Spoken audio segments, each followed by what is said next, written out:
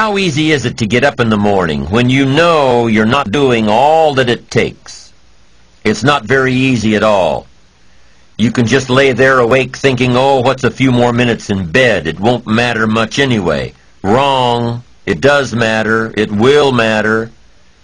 Now, how easy is it to get up in the morning when you're pouring it on, doing the best you can, anxious to get going, make progress toward your dreams? It's a whole different story. When you're resting to renew your reserves, it's much different than resting to avoid your day.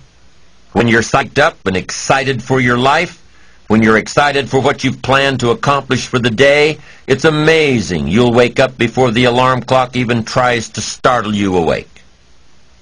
Your successes fuel your ambition. Your successes give you extra energy. Your successes pave the way for more successes.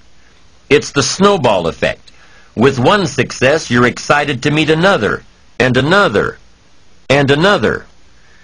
And pretty soon, the disciplines that were so difficult in the beginning, the disciplines that got you going, are now part of your philosophy. How do you know when you're successful? Do you have to be a millionaire? No.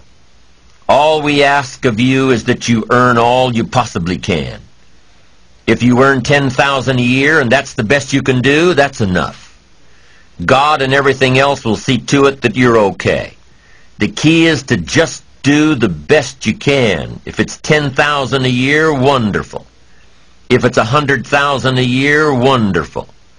If it's $1 million a year, wonderful. It doesn't matter $10,000 a year or $1 million a year. It doesn't matter as long as you've done the best you possibly can. Earn the most you possibly can. Be the most you possibly can. And here's why. The essence of life is growth. The essence of life is growth, to do the best you can. And here's what's interesting. Humans are the only life form that will do less than they possibly can. Humans are the only life form that will settle for less. Every other life form except human beings strive to its maximum capacity. How tall will a tree grow? Approximately. As tall as it possibly can. You never heard of a tree growing half as high as it could. No, trees don't grow half. Trees send their roots down as deep as possible, stretch their limbs up as high as possible, produce every leaf possible and every fruit possible. As a matter of fact, you never heard of a human physically growing half. We keep growing until we're done. Now that's a part of life we can't control. It's genetically coded. And that's probably why we keep growing till we're done. Because we can't control that part. It's the rest of our growing that we control. The growing of our minds, the expansion of our minds, that we can control. And that's what tends to get away from us. All life forms inherently strive to their max except human beings. Now, why wouldn't human beings strive to their maximum possibility? Here's why. Because we've been given the dignity of choice. It makes us different than alligators and trees and birds. The dignity of choice makes us different than all other life forms. And here's the choice. To become part of what we could be, enough to get by, or to become all that we can be. My best advice for you is to choose the all.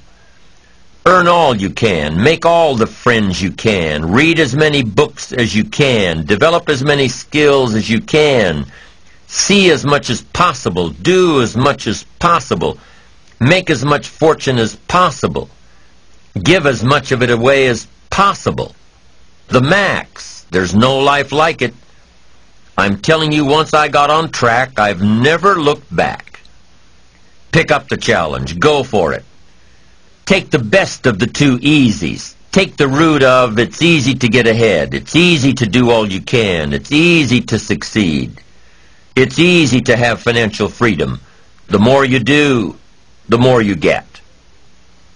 So the two primary benefits of positive reinforcement are, number one, to build good habits, and number two, to create more energy, to fuel your ambitions, your desires, your achievements. How can you isolate what's working for you and what isn't? How can you make sure that you are reinforcing your positive disciplines? Well, if it isn't apparent, easy to see right away, if what you're doing is happening in such small increments that you're not sure if you're on track, then you need to be writing it down. You need to keep a journal anyway. But if you really aren't sure that what you're doing is making measurable progress, you need to keep a written record. You need to write down everything that may be relevant in your day. What you did, who you saw, what you felt, how it may or may not affect you now and in the future. The best way to track your activities of the day is to write them down. The best way to track your activities of the week is to write them down. The best way to analyze your progress through the year is to have written it down. Why? So you can look back on it. Because by keeping a written record of your life, you will be more accountable. By putting into writing the action steps that you have planned, you will easily see what works and what doesn't. Most people just try to get through the day, never writing anything down, never keeping track of their progress along the way, never really knowing if they are doing all they can to reach their goals, to drive their ambition. But gifted people learn to get from the day. They don't let a day end without picking up some valuable experience, some emotional content, some idea that may positively affect their future. To get the most from a day, to learn the most from a day, you need to be able to reflect on the day. And how can you reflect on a day unless you record it in history?